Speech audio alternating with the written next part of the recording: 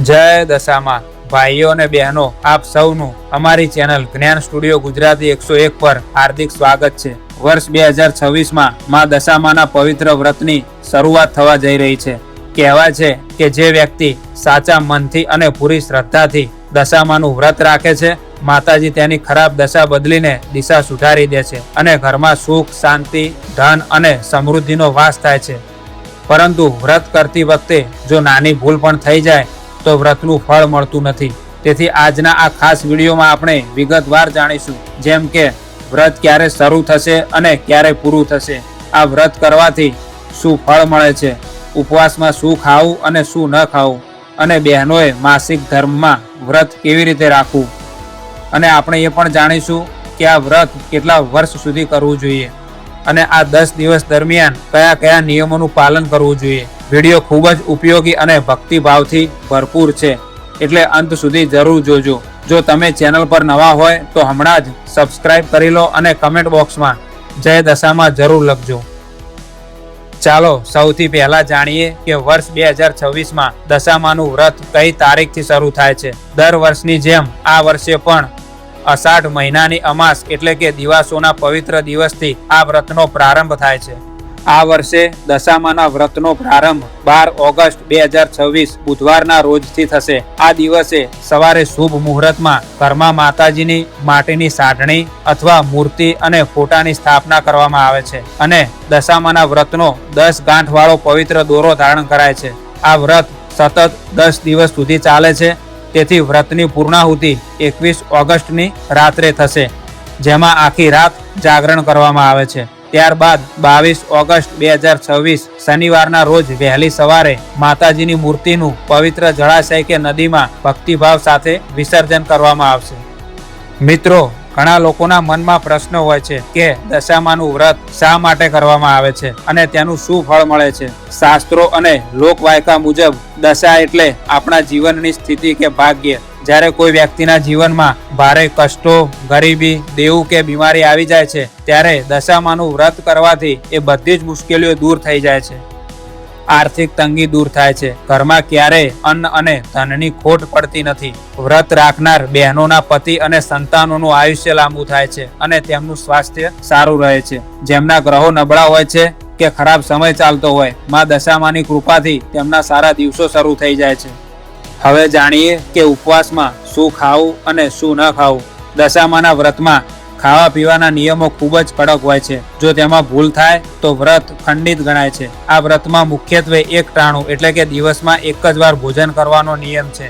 તમે દિવસ દરમિયાન ફળ, દૂધ, ડ્રાયફ્રૂટ્સ અથવા ફરાળી વસ્તુઓ જેમ કે મોરૈયો, સાબુદાણા વગેરે ખાઈ શકો છો। સાંજના સમયે અથવા પૂજા કર્યા પછી એકવાર મીઠું વગરનું અથવા સાત્વિક ભોજન જેમ કે ઘઉંની લાપસી કે સુખડી જે માતાજીને ધરાવી હોય લઈ શકાય છે। આ 10 દિવસ દરમિયાન ઘરમાં લસણ, ડુંગળી, માંસાહાર કે દારૂ જેવા તામસિક પદાર્થો ભૂલથી પણ ન આવવા જોઈએ।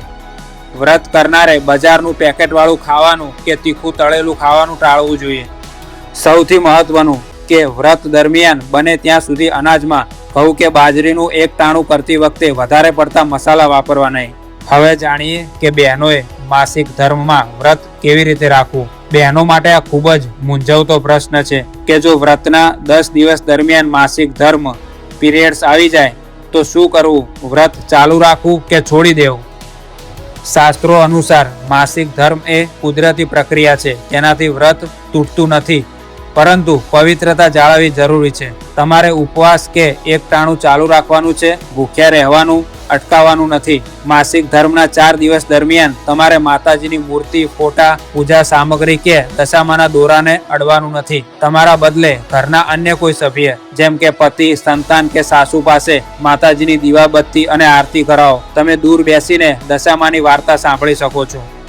હવે આપણે જાણીશું કેટલા વર્ષ વ્રત કરવું। ઘણા ભક્તો પૂછે છે કે માં દશામાનું વ્રત જીવનમાં કેટલી વાર કે કેટલા વર્ષ કરવું જોઈએ। લોક માન્યતા અને પરંપરા મુજબ દશામાનું વ્રત સામાન્ય રીતે 5 વર્ષ અથવા 10 વર્ષ સુધી સળંગ કરવાનો સંકલ્પ લેવામાં આવે છે। જો તમે પ્રથમવાર વ્રત શરૂ કરી રહ્યા છો તો તમે 5 વર્ષનો સંકલ્પ લઈ શકો છો। દર વર્ષે 10 દિવસ પૂરી શ્રદ્ધાથી વ્રત કર્યા પછી જ્યારે તમારા સંકલ્પના વર્ષો 5 કે 10 વર્ષ પૂર્ણ થાય ત્યારે વ્રતનું વિધિપૂર્વક ઉજવણું કરવું જોઈએ, જેમાં કુમારિકાઓ કે બ્રાહ્મણને ભોજન કરાવીને દાન દક્ષિણા આપવામાં આવે છે.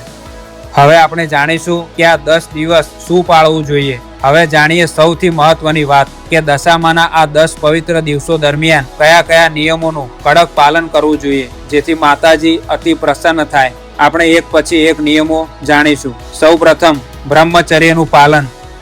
વ્રત કરનારે આ 10 દિવસ શારીરિક અને માનસિક પવિત્રતા રાખવી જોઈએ.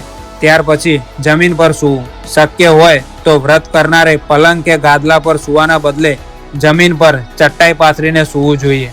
ત્યાર પછી ક્રોધ અને નિંદાથી બચો. ઘરમાં કલેશ, ઝઘડા, કોઈની અદેખાઈ કે ખોટું બોલવાનું બંધ કરવું જોઈએ.